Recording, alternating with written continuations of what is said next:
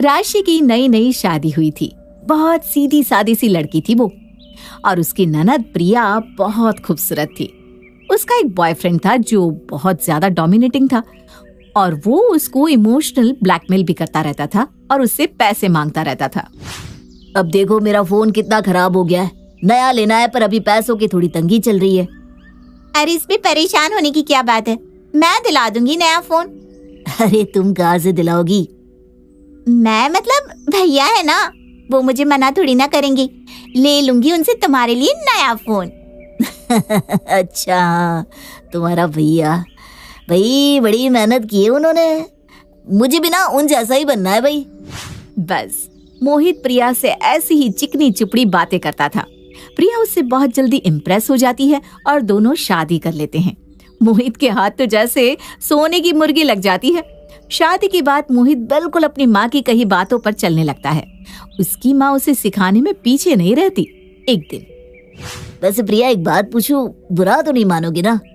अरे बिल्कुल नहीं, अब तो आप मेरे पति देव हो।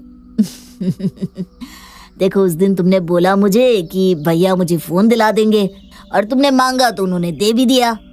हाँ तो क्या गलत है इसमें? गलत कुछ नहीं है, पर एक बार सोचो तुम खुद, तुम्हें भैया से मांगना क्यों पड़ा? क्या तुम्हारे पास नहीं थे नया फोन खरीदने के पैसे? अरे ये क्या बात हुई, घर तो एक ही है ना, और वो मेरे भाई हैं। उन्होंने दिया या मैंने लिया, एक ही तो बात है। एक बात नहीं है प्रिया, तुम्हें हर समय उनसे मांगना पड़ता है। तुम्हें यह एहसास नहीं होता कि तुम्हारा अपना पिता के पैसों पर भी कोई हक है? प्रिया ने ऐसी बातें तो कभी सोची नहीं थी। उसको ये सब सुनने में बहुत अजीब लग रहा था, पर अब मोहित ने उसके दिमाग में ऐसी ही बातें डालना चालू कर दिया था। एक दिन वो अपनी माँ से बात करने की हिम्मत जुटाती है। माँ, पापा के जाने के बाद प्रॉपर्टी का कुछ हुआ नहीं?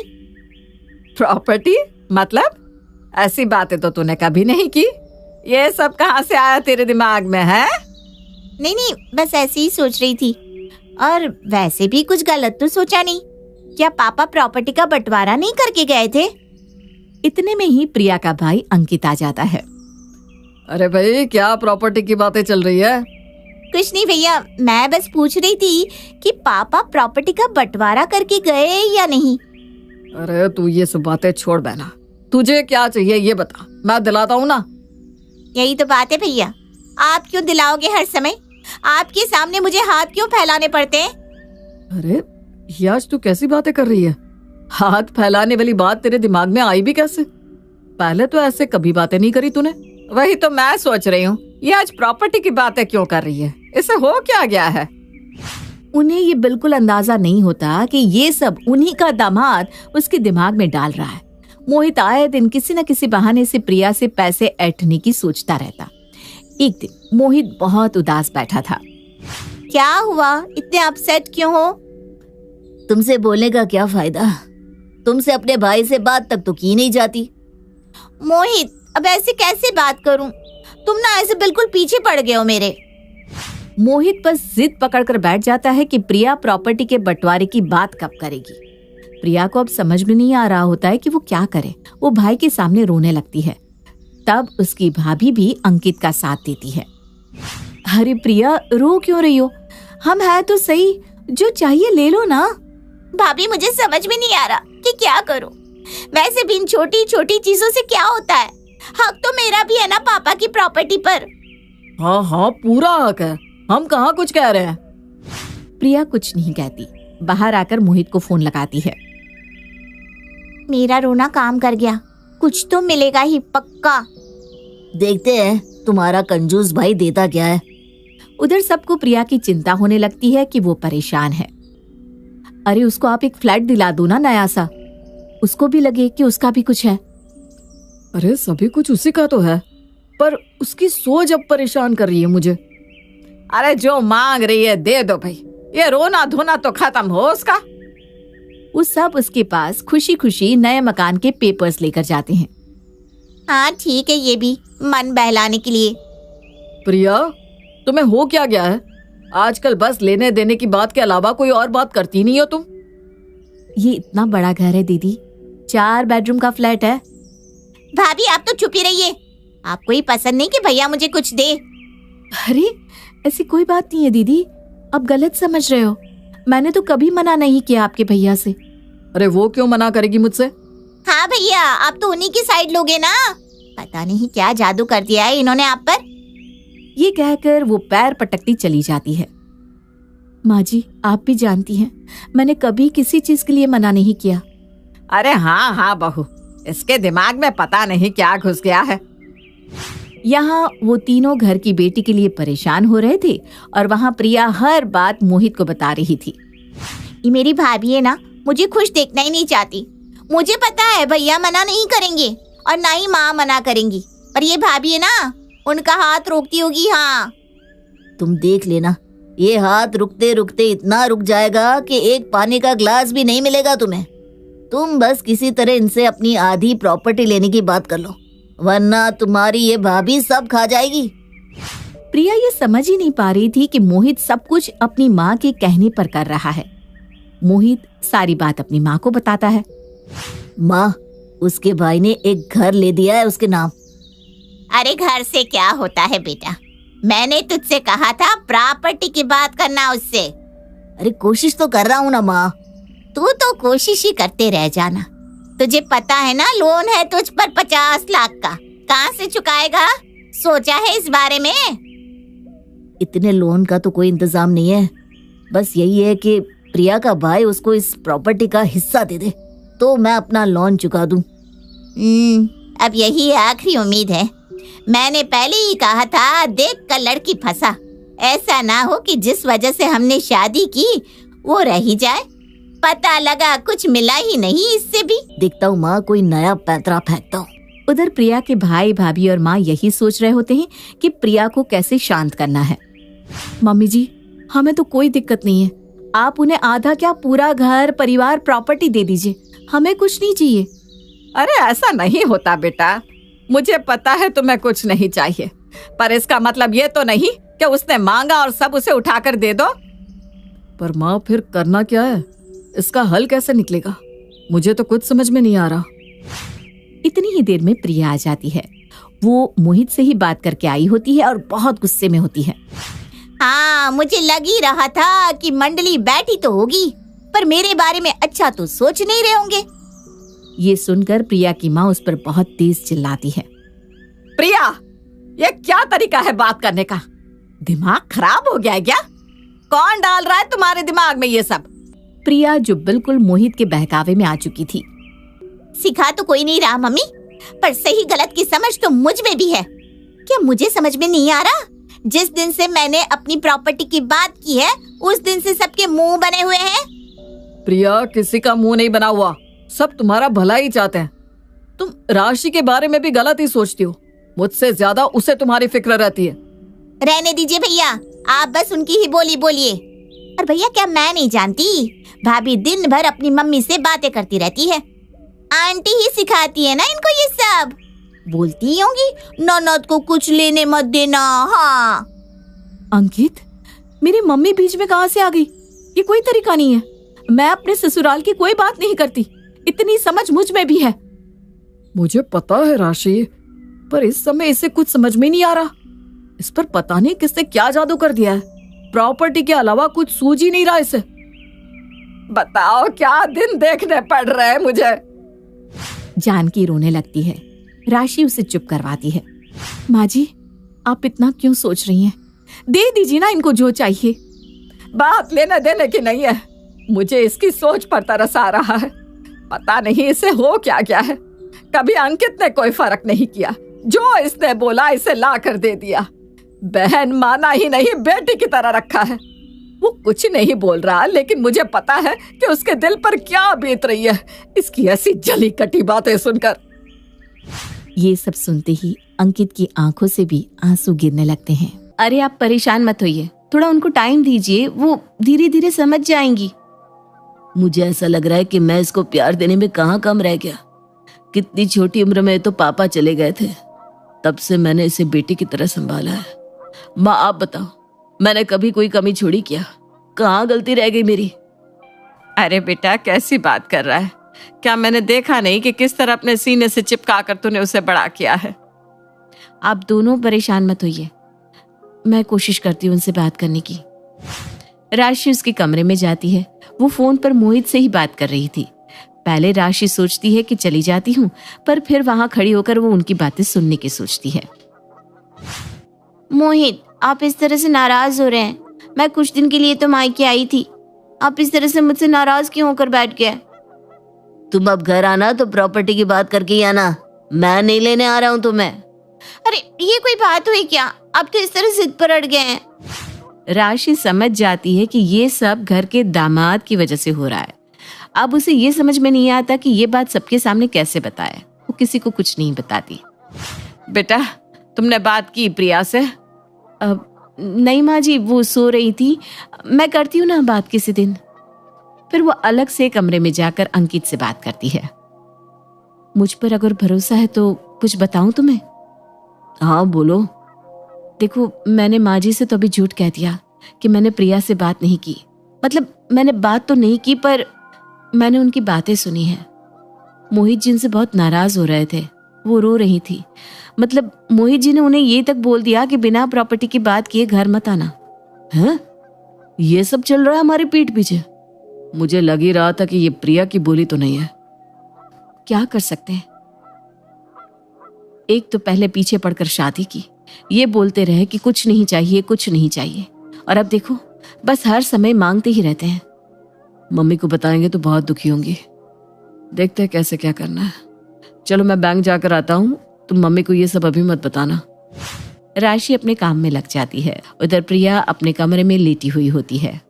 अरे क्या हुआ बेटा, क्या सोच रही इतना? हो जाएगा सब ठीक। दामाद जी कब आ रहे हैं तुझे लेने? बस देखो ना, आजकल में आ ही जाएंगे, वरना मैं खुद ही चली जाऊंगी, पास ही तो है। जानकी वहां से चली जाती है। प्रिया के दिमाग में अब कुछ बातें आने लगती है। यहाँ सबको बस लग रहा है कि मैं जल्दी चली जाऊं, पर मैं अपना हिस्सा नहीं छोड़ने वाली। थोड़ी देर में वो फिर से मोहित को फोन लगाती है। मोहित, मुझे लग रहा है कि तुमने जो रोने धोने का नाटक करने का प्लान बनाया था ना, वो काम कर रहा है। भाभी सोचती है कि इन्होंने चालाकी से मेरी बातें सुन ली।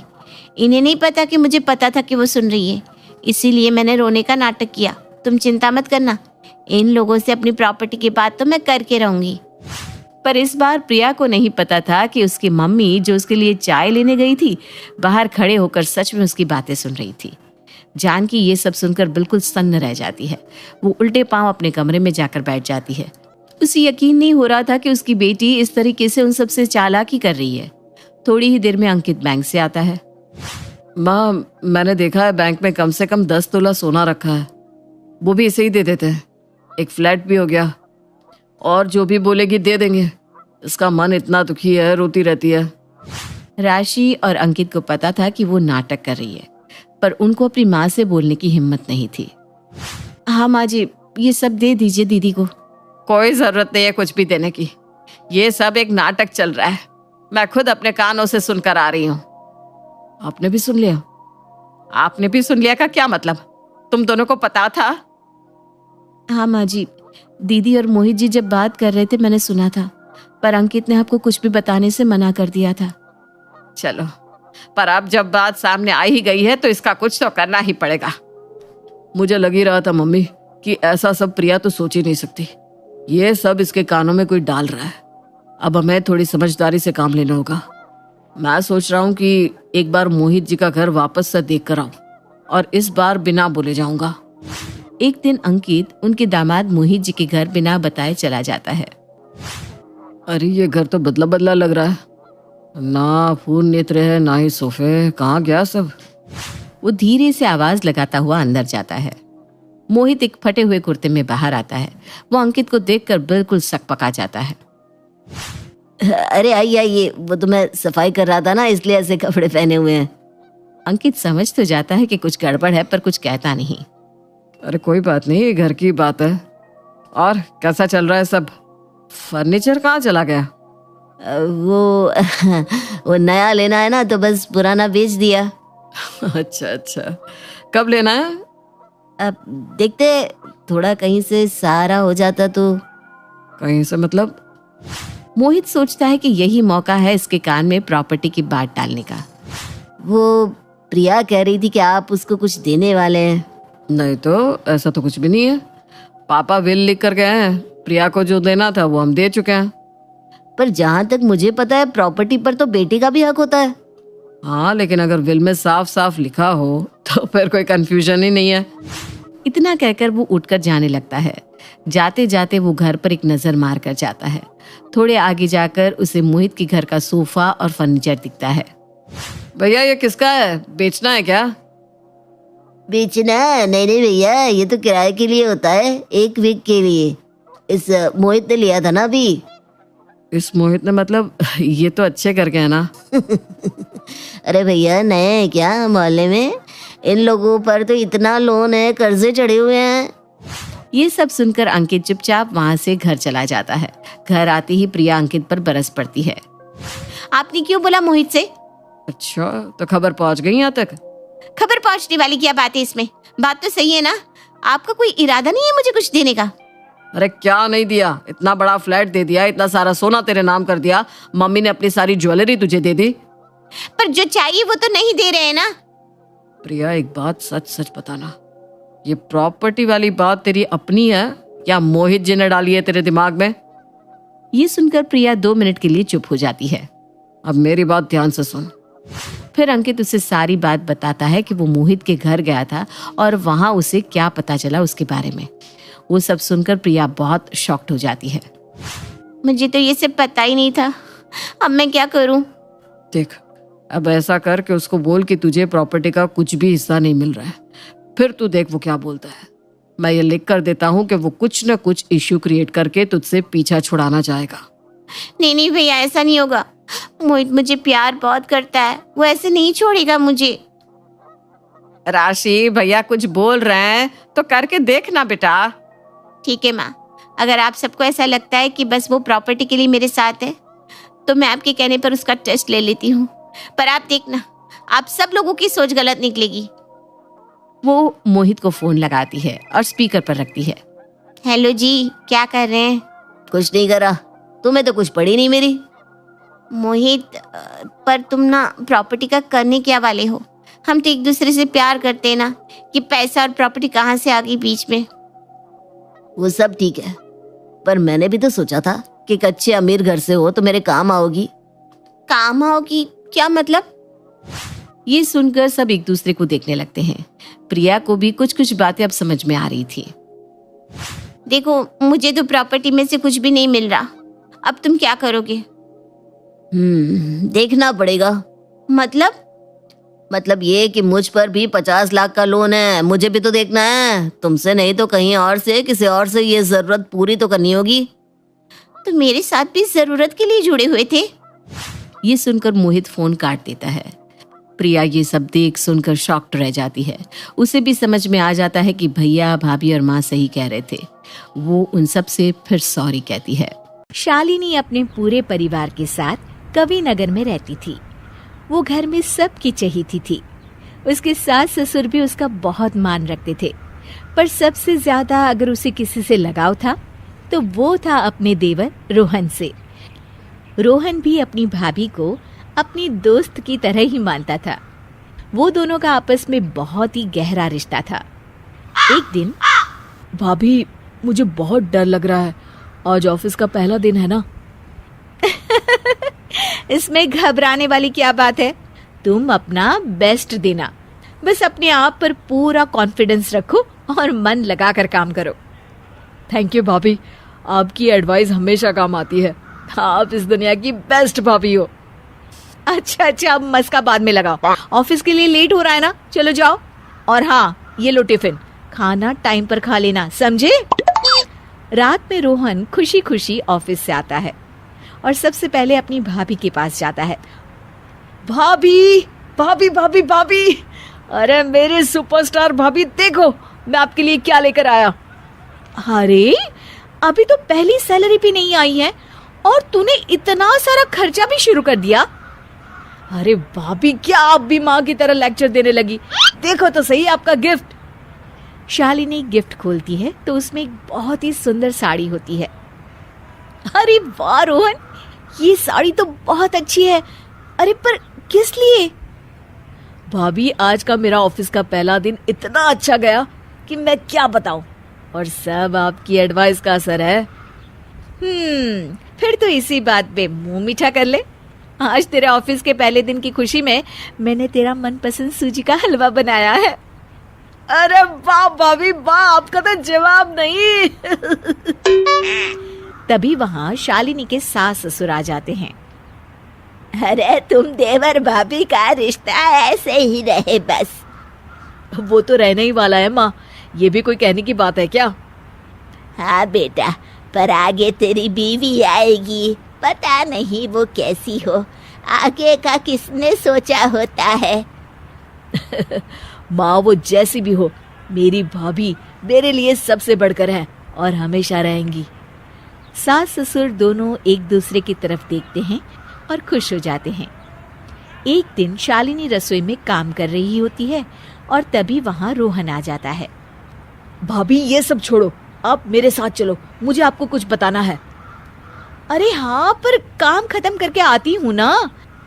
नहीं भाभी चलो ना, बहुत जरूरी बात करनी है। ओहो, ऐसी क्या बात हो गई जो तुझे 10 मिनट का भी सब्र नहीं है? चलो बताओ। रोहन बात बताते हुए हिचकिचा रहा होता है। अरे बता भी, अपनी भाभी से कहने में कैसी शर्म। हाँ बता तो। भाभी वो ऑफिस में एक लड़की है, नेहा।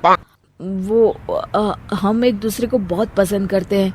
पिछले 4 महीने से हम लोग रिलेशनशिप में हैं भाभी।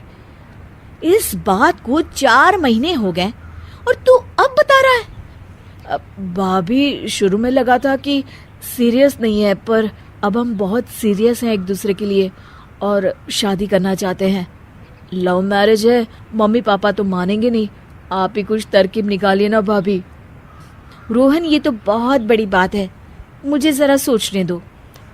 हाँ आप सोचिए ना, जितना टाइम चाहिए आपको आप लीजिए, बस हम दोनों की शादी करवा दीजिए भाभी। कुछ समय बाद उसे एक तरकीब मिलती है। वो अपने सास ससुर के पास जाती है और कहती है, मम्मी जी वो रोहन के लिए ना एक रिश्ता आया है। लड़की से तो मैं मिली भी हूँ, बहुत अच्छी है, आप लोग भी अगर मिल लेते तो। रिश्ता? पर बहू, रोहन अभी शादी करना चाहता भी है कि नहीं? मम्मी जी, मैंने रोहन से शादी के बारे में बात की थी। वो कह रहा था कि अगर घर वालों को लड़की पसंद है तो उसे कोई दिक्कत नहीं है शादी करने में। ठीक है बहू, फिर चलते हैं इस रविवार लड़की देखने। हाँ ठीक है, चलते हैं। शालिनी रोहन के पास जाती है और उसे ये खुशखबरी देती है। अरे भाभी आप तो कमाल हो, सच में आपने तो कमाल ही कर दिया। मुझे तो इतना टेंशन हो रहा था। ओफो, अभी ज्यादा खुश मत हो देवर जी। बस नेहा को कह दो कि वो अपने परिवार से बात कर ले। अरे उसके परिवार वाले तो तैयार है भाभी, और यहाँ आपकी तरफ से बात हुई है ना तो मम्मी पापा भी मान जाएंगे। थैंक यू सो मच भाभी। इतना बड़ा भी नहीं हुआ कि अपनी भाभी को थैंक्स बोलेगा। हाँ, रोहन के घर वाले नेहा के घर वालों से मिलते हैं और रिश्ता तय हो जाता है और रोहन की शादी हो जाती है। नेहा, अगर तुम्हें कभी भी जरूरत हो ना तो तुम भाभी से बोल देना, उनके पास हर बात का सलूशन होता है। ओफो, जब देखो अपनी भाभी की रट लगाए रहते हो। अब तुम्हारी भाभी मेरी जेठानी हो गई है, इसलिए मुझे अपने हिसाब से चलने दो। अरे इसे क्या हो गया? शालिनी सबके लिए आलू पराठे बना रही होती है। तभी वहाँ नेहा आ जाती है। दीदी, ये आप क्या कर रही हैं? आप रोहन के लिए इतना ऑयली खाना बनाती हैं। उसके टिफिन में भी इतना ऑयली खाना होता था। Oh my God. अरे पर नेहा, उसे मेरे हाथ का खाना बहुत पसंद है। होगा दीदी, पर अब मैं आ गई हूँ ना, और रोहन अब मेरे पति हैं, तो उनका ख्याल मैं रख सकती हूँ। आपको तकलीफ उठाने की कोई जरूरत नहीं है। नेहा रोहन के लिए सलाद बनाने लगती है। आज से वो हेल्दी खाना ही खाएंगे। शालिनी बस चुपचाप देखती रह जाती है। नेहा के आने से शालिनी अब अपने देवर रोहन का ख्याल नहीं रख पाती थी। नेहा को शालिनी का उसके पति से बात करना बिल्कुल भी अच्छा नहीं लगता था। एक दिन, रोहन मुझे मंदिर छोड़ दो ना। हाँ भाभी चलिए। तभी वहाँ नेहा आ जाती है। भाभी आप ऑटो से चली जाइए ना, हम लोगों को तो लेट हो रहा है, हम चलते हैं। चलो रोहन। अरे मंदिर जाने में सिर्फ 10 ही मिनट तो लगेगा, बाइक से ले चलना मुझे। सॉरी भाभी, आज आप मैनेज कर लीजिए प्लीज। शालिनी उदास हो जाती है। एक दिन नेहा अपनी सास के कमरे में उनका सामान रखवाने में मदद कर रही होती है। तभी उसकी नजर एक अंगूठी के डब्बे पर पड़ती है। वो उसे खोलकर देखती है तो उसमें सोने की बहुत ही सुंदर अंगूठी मिलती है। अरे मम्मी जी, ये अंगूठी तो बहुत सुंदर है। हाँ बहू, मेरी सास ने मुझे दी थी। कितनी अच्छी अंगूठी है और मम्मी जी के कमरे में यूं ही पड़ी हुई है। इसे तो मैं ही ले लेती हूँ, बेचकर अपने लिए एक सोने की चेन या कंगन बनवा लूंगी। नेहा अंगूठी का डब्बा चुरा लेती है और वो ज्वेलरी शॉप जाने के लिए घर से निकल ही रही होती है। तभी वहाँ शालिनी आ जाती है। अरे नेहा, कहाँ जा रही हो इतनी हड़बड़ी में? आपसे मतलब, आप तो बस मेरी निगरानी करती रहा करो ताकि रोहन से मेरी चुगली करके अपने नंबर बढ़ाओ।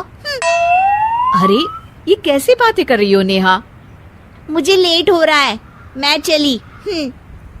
शालिनी नेहा के हाथ में अंगूठी का डब्बा देख लेती है और फिर रसोई में वापस चली जाती है। एक दिन उनकी सास रोते हुए अपने कमरे से आती है। अरे मेरी अंगूठी गुम हो गई है, पता नहीं मेरी इतनी कीमती अंगूठी कौन ले गया। क्या हुआ माँ, कहाँ गुम हो गई अंगूठी? भगवान जाने कहाँ गुम हो गई। तभी शालिनी को याद आता है कि उसने एक पुरानी अंगूठी का डिब्बा नेहा के हाथ में देखा था। वो नेहा की तरफ देखती है तो नेहा के चेहरे का रंग उड़ा होता है। तभी वहाँ ज्वेलरी शॉप का मालिक आ जाता है। अरे मेहरा जी, आप यहाँ कैसे? नमस्ते बहन जी। अरे आपकी छोटी बहू आई थी मेरे पास एक अंगूठी बेचने के लिए और मैंने तो उसे पहचान लिया क्योंकि मैं भी तो आया था ना रोहन की शादी में। क्या है ना कि वो अपना बिल वहीं भूल गई थी तो मैंने सोचा कि दे दूं। छोटी बहू, ये रहो बिल। अच्छा बहन जी, चलता हूँ मैं, दुकान भी खुली छोड़ कर आया हूँ ना। जौहरी की बात सुनकर नेहा के होश उड़ जाते हैं। सब उसकी तरफ गुस्से से देख रहे होते हैं। तभी शालिनी बोल पड़ती है। मम्मी जी, नेहा की कोई गलती नहीं है। दरअसल इसने वो अंगूठी मेरे कहने पर बेची थी।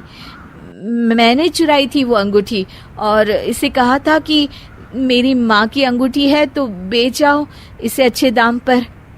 सब ये सुनकर हैरान हो जाते हैं। बहू, मुझे तुझसे ये उम्मीद नहीं थी। भाभी, मैं सोच भी नहीं सकता कि आप ऐसा करोगी और आपने नेहा को इसमें फंसाया। मैं तो आपको कितना अच्छा इंसान समझता था। सभी अपने कमरे में चले जाते हैं और रोहन बहुत ही गुस्सा हो जाता है। भाभी ऐसा करेंगी, कभी मैंने सोचा भी नहीं था। उन्होंने तुम्हें भी इसमें शामिल किया। तब नेहा हिचकिचाकर कहती है, हाँ, अब क्या कर सकते हैं, इंसान का पता थोड़ी ना चलता है।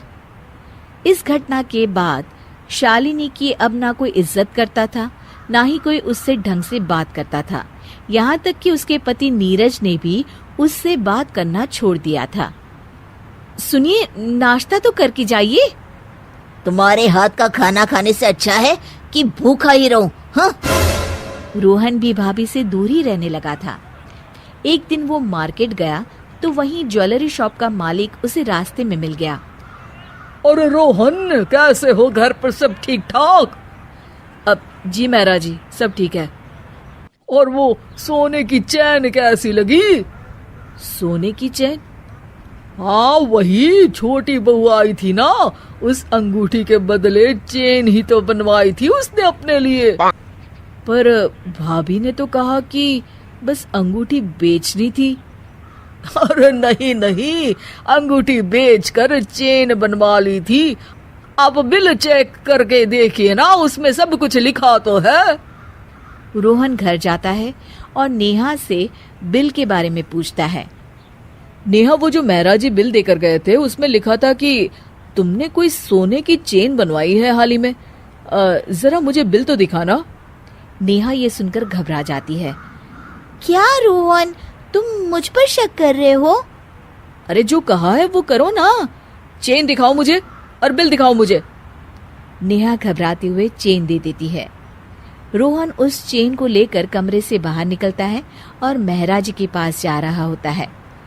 सुनो तो, कहाँ जा रहे हो मेरी चेन लेकर? महराज जी से ये पूछने के लिए कि क्या ये वही चेन है जो अंगूठी से बनी है। नेहा रोने लगती है। हाँ, ये वही चेन है और मैंने ही वो अंगूठी चुराई थी। दीदी का इसमें कोई कसूर नहीं है। उसकी रोने की आवाज सुनकर सभी वहां आ जाते हैं। क्या तुमने अंगूठी चुराई और हमने बड़ी बहू को इतना सुनाया? सारी गलती इस नेहा की है। मुझे माफ कर दीजिए, मुझसे बहुत बड़ी गलती हो गई। रोहन अपनी भाभी के पास जाता है और उनसे माफी मांगता है। मुझे माफ कर दो भाभी, मैंने आपको कितना गलत समझा। सच जानने की कोशिश भी नहीं की कि आप तो ऐसा कर ही नहीं सकती। मुझे माफ कर दो भाभी। अरे कोई बात नहीं रोहन, तुम दोनों बच्चे हो अभी, बच्चों से तो गलती हो जाती है ना। मम्मी जी, आप भी माफ कर दीजिए इन्हें। पूरा परिवार एक बार फिर एक हो जाता है और रोहन और उसकी भाभी का अनमोल रिश्ता अब और भी मजबूत हो जाता है। आकांक्षा की शादी किशनगढ़ नाम के गांव में धीरज के साथ हुई। घर में आकांक्षा के सास, ससुर और एक ननद थी जिसका नाम था रुचि। वैसे तो घर में सब मिलजुल कर ही रहते थे, पर रुचि का स्वभाव थोड़ा अलग था। वो किसी भी व्यक्ति की कमियों की खिल्ली उड़ाती थी। एक दिन आकांक्षा और धीरज बाहर घूमने जा रहे थे। आकांक्षा ने बहुत ही अच्छी सी साड़ी पहनी थी। अरे वाह बहू, तू तो इस साड़ी में बहुत सुंदर लग रही है। थैंक यू मम्मी जी। तभी रुचि वहां आ जाती है। रुचि आकांक्षा को देखती है तो उसे उसकी साड़ी बिल्कुल भी पसंद नहीं आती। आय हाय भाभी, ये कैसे साड़ी पहनकर जा रही हो आप? बिल्कुल भी अच्छी नहीं लग रही। लाल साड़ी में एकदम टमाटर लग रही हो। आकांक्षा को रुचि की इस बात पर बहुत गुस्सा आता है। ए रुचि, तुम इस तरह से मेरी खिल्ली मत उड़ाओ, समझी? छोटी हो छोटी ही रहो। मैंने तो जो कहा सच ही कहा। जैसे कि ये जो झुमके पहने हैं ना, इतने भारी। ध्यान रखना भाभी, कहीं कान ही ना कट जाए। आकांक्षा ये बात सुनकर और भी गुस्सा हो जाती है। धीरज बात संभालने की कोशिश करता है। चलो आकांक्षा, फिल्म के लिए लेट हो रहा है। मुझे नहीं जाना कोई फिल्म देखने। आकांक्षा नाराज होकर अपने कमरे में चली जाती है। उसके जाने के बाद सब रुचि को डांटते हैं। रुचि, तुम्हें बिल्कुल भी तमीज नहीं है कि किससे क्या बात करनी चाहिए। बस हर किसी का मजाक उड़ाती रहती हो। मैंने क्या कहा भैया? मुझे तो सच में भाभी के कपड़ों पर हंसी आई। फिल्म देखने से ज्यादा लग रहा था जैसे किसी शादी में जा रही थी।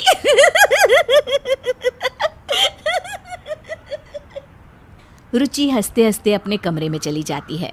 रुचि की इस आदत ने सबको बहुत परेशान कर रखा था। उसे हर किसी का मजाक बनाने की अब तो आदत सी हो गई थी। एक दिन आकांक्षा और उसकी सास टीवी पर अपना मनपसंद कार्यक्रम देख रहे थे। तभी वहां रुचि आ जाती है। क्या आप दोनों बेकार के सास बहू के सीरियल्स देखती रहती हो? कुछ समझदारी वाले भी सीरियल्स देख लिया करो ना। हमारी मर्जी है, हम कुछ भी देखें, तुम्हें उससे क्या? भाभी, सच क्यों नहीं कहती कि इन सीरियल्स के अलावा कुछ देखने का आप लोगों के पास दिमाग ही नहीं है? रुचि हंसने लग जाती है और इतना कहकर वो वहां से चली जाती है। रुचि भी ना कभी कभी तो हद ही करती है। पता नहीं अपने आप को क्या समझती है। कोई बात नहीं मम्मी जी, कल इसकी सहेलियां आ रही है ना, उनके सामने ये बहुत समझदार बनती है। अच्छा सबक सिखाएंगे इसको। तुम सही कह रही हो बहू, सबक तो इसे सिखाना ही होगा। अगले दिन रुचि की कॉलेज की सहेलियां उसके घर आती है। उनके सामने रुचि बहुत ही अच्छे तरीके से बर्ताव कर रही होती है। मैंने प्रेमचंद की नॉवेल पढ़े हैं, कोमल, गरीबी के ऊपर उन्होंने काफी अच्छी कहानियां लिखी है। तुम्हें तो साहित्य कला की काफी जानकारी है रुचि। कल हमारे कॉलेज में साहित्य पर एक वर्कशॉप होने वाला है, तुम चलोगी ना? बिल्कुल चलूंगी कोमल। अरे राधिका, तुम तो कुछ ले ही नहीं रही हो। रुको, मैं तुम्हारे लिए कोल्ड ड्रिंक लेकर आती हूँ। अरे नहीं नहीं, मैं खुद ले लूंगी। अरे मैं ले आती हूँ ना, तुम यहीं रुको। रुचि को अपनी सहेलियों से इतने अच्छे से बातें करते देख आकांक्षा अपनी सास से कहती है, ये देखिए मम्मी जी, अपनी सहेलियों के साथ कितना अच्छा बर्ताव करती है। हाँ, बस अपने घर वालों को ही कुछ नहीं समझती। तभी आकांक्षा को एक तरकीब सूझती है। मुझे एक तरकीब सूझी है मम्मी जी, चलो इसको अभी सबक सिखाते हैं। अच्छा, चल चल बहू। आकांक्षा सबके लिए नाश्ता लगा रही होती है और जानबूझकर हर चीज को मिला देती है। कोल्ड ड्रिंक को कप में डाल देती है। तभी वहां रुचि आती है और रुचि खाने का ऐसा इंतजाम देखकर गुस्सा हो जाती है। अरे भाभी, आप भी ना एकदम गवार की गवार हो। कोल्ड ड्रिंक कप में कौन परोसता है? ओह, मैं अभी ठीक कर देती हूँ रुचि। और ये समोसे और चटनी एक साथ क्यों मिला दिया आपने? कितनी पढ़ाई की है आपने भाभी? रुचि की सहेलियां रुचि को ऐसे बातें करते देख दंग रह जाती है। अरे रुचि, ये क्या तरीका हुआ अपनी भाभी से बात करने का?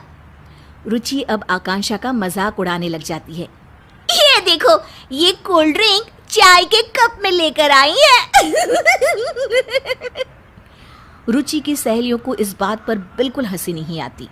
रुचि, हम तुम्हें बहुत अच्छी लड़की समझते थे, पर तुम ऐसी होगी हमने तो कभी सोचा भी नहीं था। हाँ हाँ, बातें तो इतनी ज्ञानों वाली करती है और अपने बड़ों से कैसे बात करती है, इसमें तो तमीज ही नहीं है। हम तो चले भाई, और आज से तुम हमारे ग्रुप में भी नहीं रहोगी। पहले लोगों से बात करने का ढंग सीख लो, फिर कुछ और सीखना। अरे अरे, आप लोग तो सीरियस हो गए, मैं तो मजाक ही कर रही थी। हर किसी का मजाक उड़ाना अच्छी बात नहीं है रुचि। रुचि के दोस्त बिना कुछ खाए पिए वहां से चले जाते हैं और रुचि को अपने बुरे बर्ताव का परिणाम आज भुगतना पड़ता है। आकांक्षा और उसकी सास एक दूसरे की तरफ देखकर मुस्कुराते हैं और खुश हो जाते हैं। उस घटना के बाद रुचि सबसे अच्छे से पेश आती थी और उसने सबका मजाक उड़ाना भी छोड़ दिया।